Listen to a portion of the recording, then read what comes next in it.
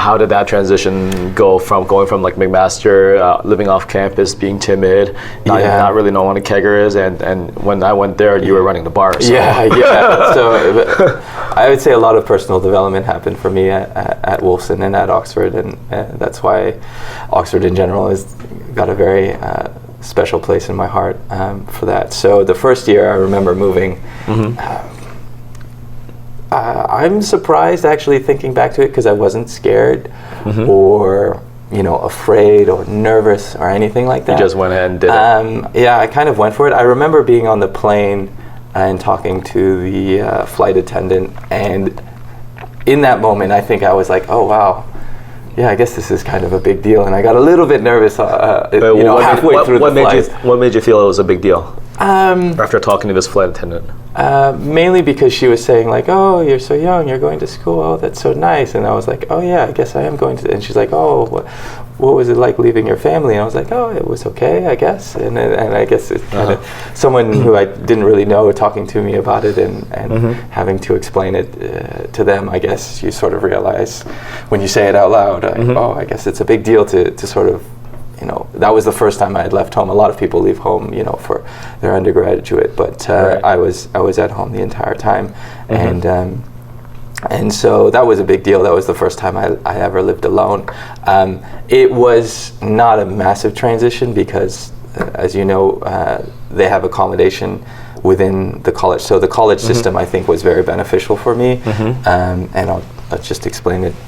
Essentially, you have like a residency, but it's more than a residency. It's like a community, right? And the being sort of living on the residency in an accommodation where you had a lot of amenities, the laundry was right there. I think it made the transition quite easy. I wasn't exactly moving to some 7th floor apartment in New York where I would have to go down this street to do the laundry. Which is kind of what you're doing in Boston now. Yeah. Happily, I have laundry in my house, right? That's important. But it was definitely a smoother transition in that way, and I had to do some adaptation. I'm a little bit ashamed to admit I didn't do my laundry regularly when I was an undergrad. My mother helped a lot with that. How about the cooking though? I mean, I remember we had a conversation about the stuff you cooked. Yeah, so I tried to save some money as well, so I had that in mind. So I actually got into baking a lot, which was interesting. I would bake my own bread because it was really cheap, and as a side benefit, it was tastier than the store-bought bread, or at least I insist it was. I guess it depends on the batch whether it really was. Right. So I started baking quite a lot. Somewhere around my second year, I definitely got into cooking and kind of having fun in the kitchen, trying different recipes. I met my now wife in my second year, and so I would really go all out on special occasion, like the month anniversary or the year anniversary. I would cook like a 4 or 5 course meal. I think the best I've ever done was on one of our it sort of became expected because I kept doing it. You kept doing it. And so but I like the surprise factor. So once I met her in town, and we went for a walk in one of the colleges. And sort of very casual, very relaxed.